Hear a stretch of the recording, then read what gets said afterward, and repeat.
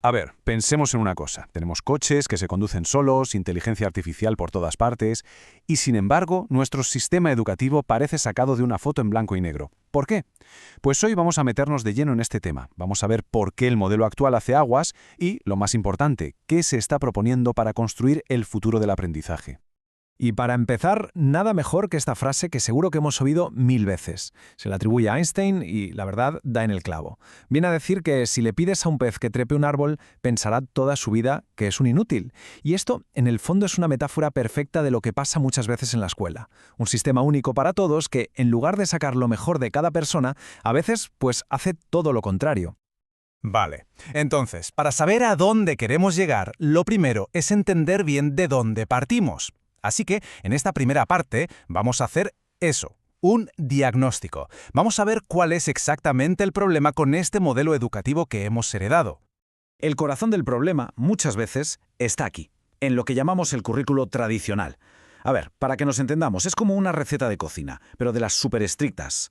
Los ingredientes están contados, los pasos son fijos y no te puedes salir del guión. Los objetivos los marca alguien desde fuera, la administración, un editorial, y el profesorado al final se convierte en una especie de ejecutor de ese plan. ¿Espacio para la creatividad o para adaptarse a lo que pasa en el aula? Pues más bien poco. Aquí se ve clarísimo el contraste. Por un lado tenemos el modelo antiguo, el de la fábrica. Suena fuerte, pero la metáfora es esa. Los estudiantes son como la materia prima que entra en una cadena de montaje para salir estandarizada. Y por otro lado está la nueva visión, que es todo lo contrario. Hablamos de un enfoque centrado en la persona, donde el aprendizaje es algo vivo, dinámico. Quienes aprenden son los protagonistas, y el profesorado deja de ser un operario para convertirse en lo que realmente es, un diseñador de experiencias de aprendizaje. Bueno, y alguien podría pensar, vale, suena bien, pero ¿tanta prisa hay? Pues sí. Y no es una cuestión de filosofía, para nada. Hay datos muy contundentes que nos dicen que el cambio no es que sea necesario, es que es urgente. Vamos con un dato que es para pararse a pensar.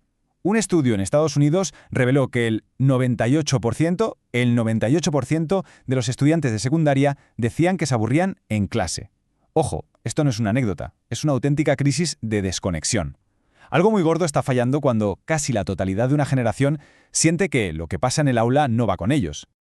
Y por si fuera poco, miremos fuera de la escuela, al mundo del trabajo. Está cambiando a una velocidad de vértigo. Los trabajos más mecánicos, los de baja cualificación, cada vez se demandan menos. ¿Y qué se pide? Pues justo lo contrario. Gente con habilidades complejas, que sepa pensar, crear, resolver problemas. La pregunta es, ¿la escuela de hoy está preparando para el mundo de mañana? Pues los datos sugieren que no lo suficiente. Claro, para este nuevo mundo hace falta pues una caja de herramientas totalmente distinta. Ya no vale con memorizar fechas y fórmulas. Ahora lo que se necesita es pensamiento crítico, para no creerte lo primero que lees en Internet, creatividad para encontrar soluciones que no están en los libros, saber colaborar, comunicar, en fin, todo un conjunto de habilidades que, siendo sinceros, el modelo tradicional no suele poner en el centro de su temario. Y luego está esto, que quizá es lo más importante de todo. La pandemia lo dejó clarísimo. Las palabras de Héctor, este chaval de 12 años, son demoledoras. Miedo, curiosidad, tristeza, frustración. El aprendizaje no ocurre en el vacío, está lleno de emociones. Y ahora, la gran preocupación de los profes no es tanto si se sabe la lección de memoria, sino cómo está el alumnado, cómo gestionar sus emociones, cómo mantener la motivación. Vale, ya hemos visto el diagnóstico y la urgencia. El panorama parece un poco gris, ¿verdad? Pues ahora vamos a la parte más ilusionante. Vamos a hablar de soluciones, de la visión de futuro. ¿Cómo podemos empezar a construir ya mismo una escuela diferente? El primer paso, el cambio de mentalidad fundamental, es este. El currículo no puede ser un tocho de papel inamovible, un producto cerrado. Tiene que ser un proceso vivo, flexible, algo que respire y se adapte a las personas que hay en el aula, a lo que necesitan de verdad y al mundo que les rodea. Y esto se traduce en un ciclo, una especie de rueda que nunca para de girar. Primero diagnosticas, ¿qué necesitamos? ¿Cuál es nuestro punto de partida? Luego defines un propósito, ¿a dónde queremos llegar? Después eliges la estrategia, las herramientas para llegar ahí. Y, clave, evalúas constantemente. No solo al final con un examen, sino durante todo el camino, para ver si vamos bien y poder corregir el rumbo si hace falta. Es un proceso continuo de mejora. Claro, si el currículo cambia, ¿qué pasa con el profesorado? Pues que su papel tiene que cambiar también, y de forma radical. La pregunta es potentísima. ¿Y si el profe no es un técnico que aplica un manual de instrucciones? ¿Y si es un diseñador? ¿Un arquitecto que construye experiencias de aprendizaje a medida. Este nuevo rol de docente-diseñador es muy exigente, claro. No se trata solo de saber mucho de tu asignatura, se necesita una mezcla de 3 tipos de competencias. Por un lado, las instrumentales, saber de lo tuyo y, además, saber diseñar actividades innovadoras. Por otro, las interpersonales, la capacidad de trabajar en equipo, de comunicarte, de gestionar conflictos, porque la educación es un deporte de equipo. Y finalmente, las sistémicas. Hablamos de creatividad, de liderazgo, de tener esa visión global para mejorar todo el sistema. Y por supuesto, si cambia la forma de enseñar, tiene que cambiar la forma de evaluar. Esto es de cajón. Hay que dejar atrás la obsesión por la evaluación cuantitativa, la del examen final que te pone una nota y ya está. El foco ahora se pone en lo cualitativo, en entender el proceso. La pregunta importante deja de ser ¿qué nota has sacado? Para convertirse en ¿cómo has llegado hasta aquí? ¿Qué has aprendido por el camino?